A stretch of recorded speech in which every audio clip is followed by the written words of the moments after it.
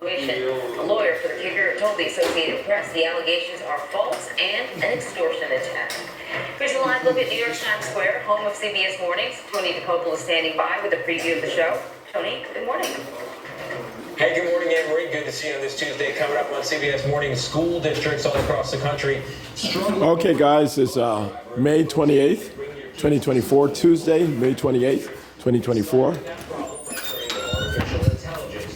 So, guys, it's May 28th, 2024, Tuesday, and yeah. So I'm going to write a work paper today, and it's going to be on the legal tenets of the 10th Amendment. Well, actually, wait a minute. I did write that yesterday. I did alter the 10th legal political tenets of the 10th Amendment yesterday. Well, anyway, I'm gonna author the legal and political tenets on the.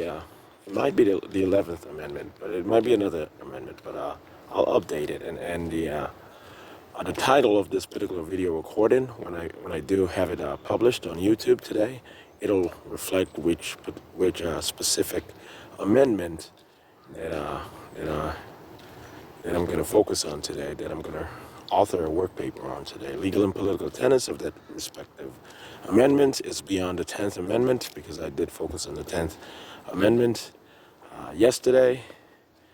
So I did publish that yesterday.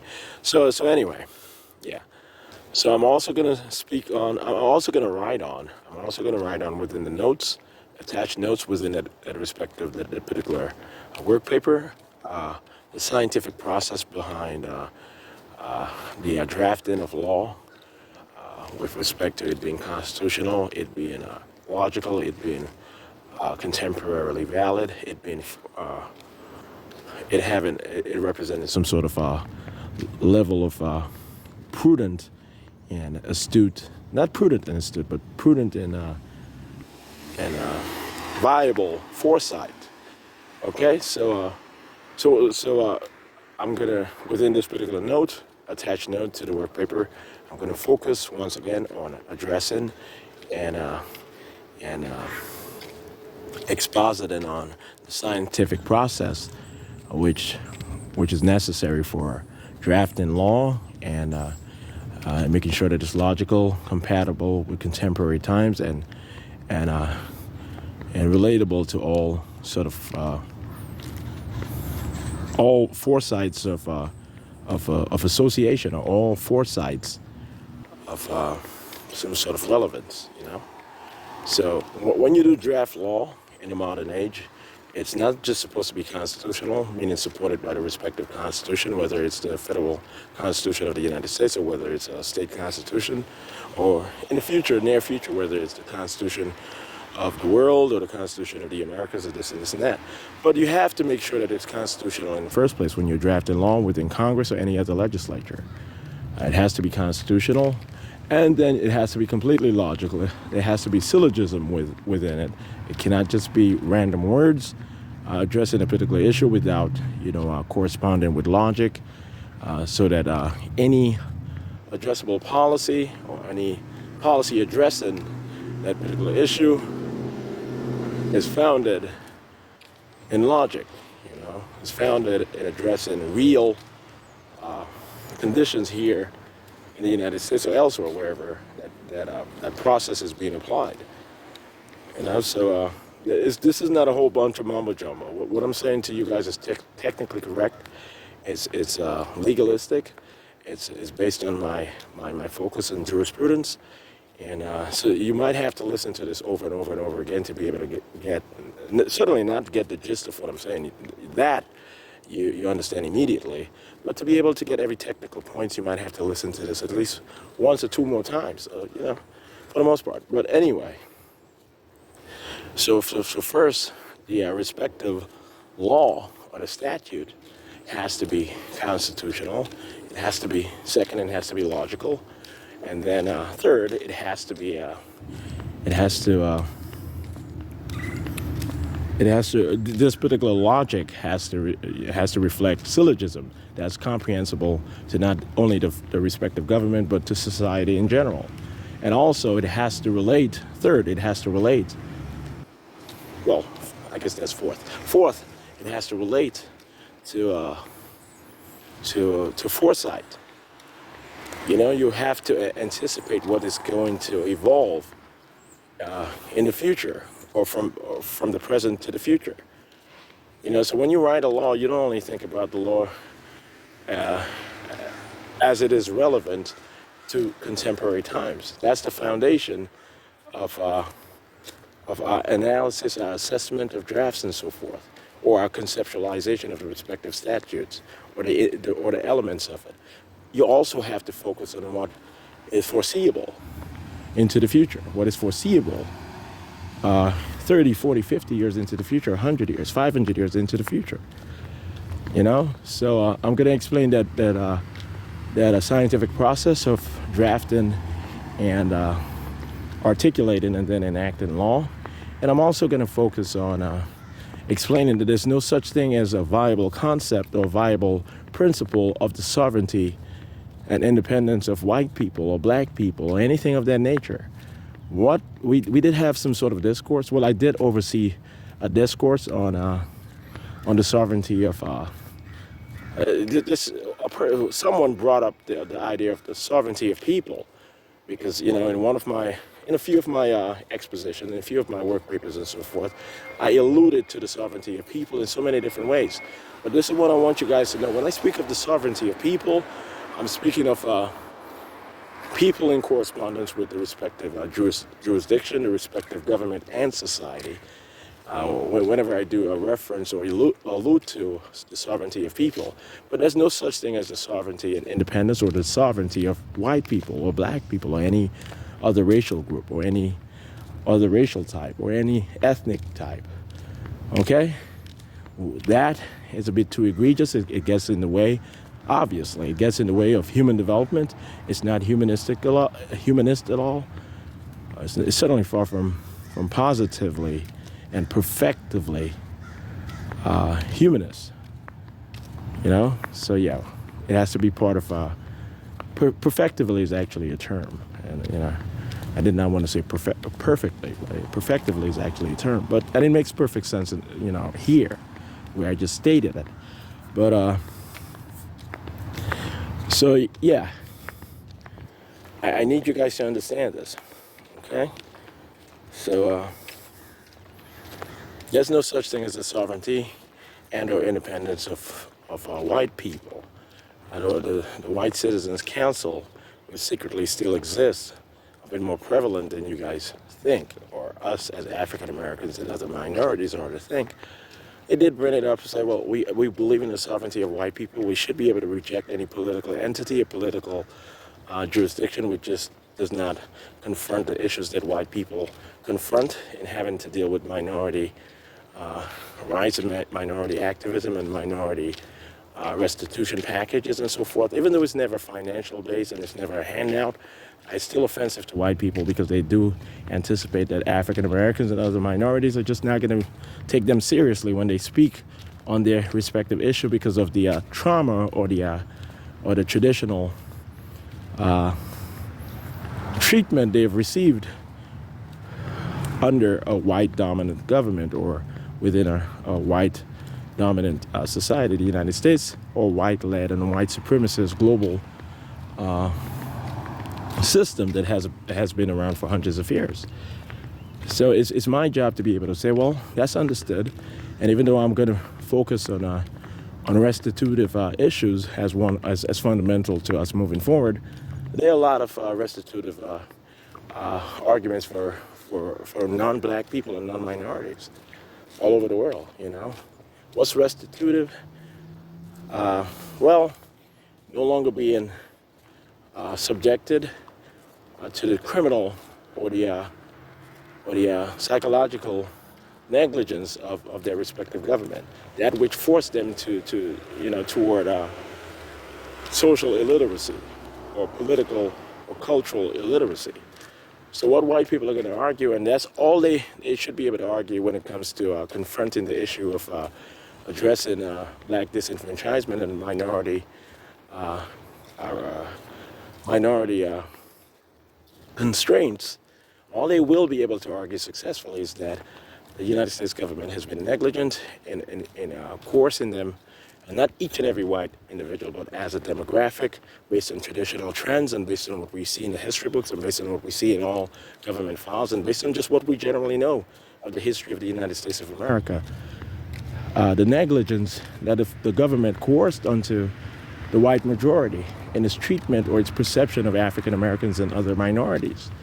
So they will be able to address the government with that way, and they're going to beg the government to never trick them into getting to that point again in believing in the inferiority of African Americans, or blacks in general, and other minorities. So that's what they're going to be able to argue. Well, and they're going to have to argue that the government itself is supposed to restitute or rectify that situation by making sure that the community is competent enough to be able to survive within the new world that we have devised, that we have articulated, that we are incorporated into the global system toward predominance. You know, multiculturalism, multiracialism, and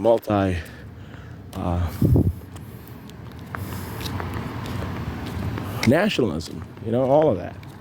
So they will be able to argue, the White Citizen Council, if it is to evolve in any sort of positive way, if that's imaginable, if it is to evolve, it will be able to articulate. It will be able to act, to serve as an activist toward those ends. The federal government of the United States and the state and other lower governments of the United States, they will be able to address the issue of rectification, allowing white people to be part of the real melting pot of the United States and the global society that we are creating, of multiracialism, multiculturalism, and certainly without any sort of deviation or any sort of effectual refutation, multinationalism. You know? That's what they're going to be able to argue, and they're going to argue that the government never allowed them to become socially illiterate, politically illiterate, or economically illiterate when it comes to addressing the treatment of others. And they're going to beg that minority restitution codes or restitution policies, not codes, but restitution policies in addressing the disenfranchisement of African Americans and other minorities will not lead to African Americans and other minorities becoming as they were. They're going to have to address government that way. They don't want to be impoverished by the rise of the African American, that particular policy of the Central Intelligence Agency. They don't want to be disenfranchised on a demographic level. They don't want to be stuck at the bottom without a way of getting out of that rut. They don't want the bottomless society to be rejected by white communities here in the United States or anywhere else, because they're pretty sure that's the only way to argue their interests, is to say that the bottomless society can work for a world that no longer is going to depend on or trust in European dominance based on what? Based on the empirical evidence that they do have, but in accepting that the European continent and the European people in general are equally protected, equally viable, equally elemental to the global society and its stewardship. You know, that's the reality. The global community is just not going to trust the European concepts anymore, or the isolationist European supremacist concepts anymore. They're just not going to trust it at all. Okay, the world is just never going to say yes to it ever again. They're never going to feel as if they have as if they don't have a choice. They're going to reject the European dominance plan. They're going to be able to decipher each and every sort of articulation of that plan, whether it's covert or subtly expressed. They're going to be able to decipher it at all times, and they're going to say no matter what. The rest of the world, and even the Europeans, are going to say no to it and not trust in it. Okay, so essentially what I'm saying, the world is going to say no to Europe leading the world. You know, but it's not going to say yes to Europe being disenfranchised or oppressed. You know, so you guys can say, well, that's unfair for white people who are clearly clearly also ambitious, or clearly traditionally ambitious, to accept. That's difficult for them to accept.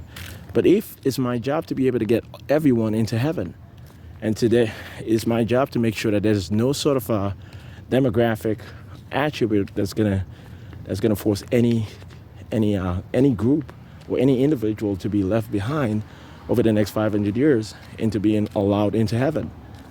So what has to be atoned for, what has to be rectified, has to be rectified. The narrative of the human journey says that African Americans and the rest of the African diaspora and Africa itself has to redeem itself and has to preach in stewardship the message of forgiveness. That's the last 500 years into kingdom come. It's not going to speak of white people becoming poor and in desert tents all over the world, or under impoverishment. It's just going to say that black people or black majority nations are going to lead when it comes to technology. They're going to lead when it comes to infrastructural expression. They're going to lead when it comes to superficial wealth. Okay? And saying that's the result of mistreating people for 500 years. That has to be communicated. That has to be communicated, conveyed to the whole planet. Okay? That's a necessity, no doubt about it. Okay? So hopefully that's not too offensive. I hope not. But the European Union, we're going to help the European Union via NATO, quote unquote, conquer all of Eastern Europe. Because we need Western philosophy, social liberalism, to be able to take over all of Eastern Europe, all of Europe. Within the next 20, 30, 40 years, all of Europe is going to be within the European Union, guaranteed, without any prospect of or wish for withdrawal. That's going to happen, and it's going to be incepted by this global, apparent, obviously, global war, which is underway. Okay, so NATO is going to back up the European Union and take it over all of Europe. Social liberalism, social democracy, democratic socialism to some. Some are going to say democratic socialism, but it's social democracy, social liberalism. That's going to take over Europe via the European Union, backed by NATO. Okay, so that's how we are going to ensure. That's how we are going to ensure that Eastern Europe is competent, while we support African exceptionalism without offense. You know, so Europe will be able to be supported by the African revolution, food production revolution. Africa is going to be able to feed the whole world, but much of the world is fed by China and the United States and soon Africa. So Africa is going to focus on feeding. Aside itself, its own population is going to focus on feeding Europe, Eastern Europe, which is traditionally not necessarily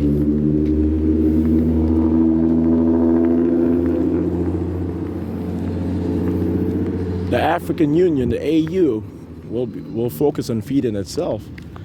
It's going to lead in the food production revolution over the next 30 years. It's going to be shocking what Africa pulls off in 30 years. But they're also going to focus on Eastern Europe and Europe in general, and in providing as much food as possible to a Europe and Eastern Europe that is traditionally not the poorest part in the world, or the poorest parts in the world, but traditionally a bit more lazy, not lazy, so that's the wrong term, but a bit more calm, a bit more, stagnant, a bit more calm, stagnant, and so forth. Not too motivated by infrastructural growth and technological innovation and so forth, and not too motivated by any sort of rejection from the rest of the world. Eastern Europe certainly was not rejected by the rest of the world. It was just apparently a mechanical sacrifice for Western Europe. But Africa literally was rejected by the whole world. And it's motivated to be able to redeem itself, and it's motivated to be able to preach the word of, to preach the message, not the word, but the message of forgiveness. Okay? So hopefully that does not sound too outrageous, but that's the reality, guys. So Africa is going to be quite shocking over the next 30 years when we get to the point of 2063. Africa is going to have the tallest skyscrapers in the world. Africa is going to have the greatest soccer league in the world. All the greatest soccer players are going to come from Africa. Africa is going to have one of the standard continental basketball league, and so forth. Africans are going to do well in swimming. You know, they're going to lead in technology aside the United States and China. And, yeah. And it's going to be quite African American. The African continent is going to be quite African American and culturally. That's part of the project, okay? And everyone on the continent is going to speak, for the most part, proficient English. Africa is going to help motivate English, literally being comprehensively, and without any sort of deviation or contestation, the global language. Okay, before we nominalize that, officialize English as the global language. You know, in so many different ways. Okay, so we have a lot of work to do, but that's the future, guys. I promise you, that's the future. I'm gonna make note that this is me, Shawn Dexter John, and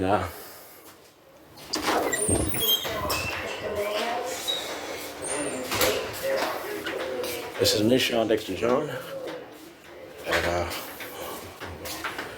and so hold on. There's no one else, just me, Shawn Dexter John.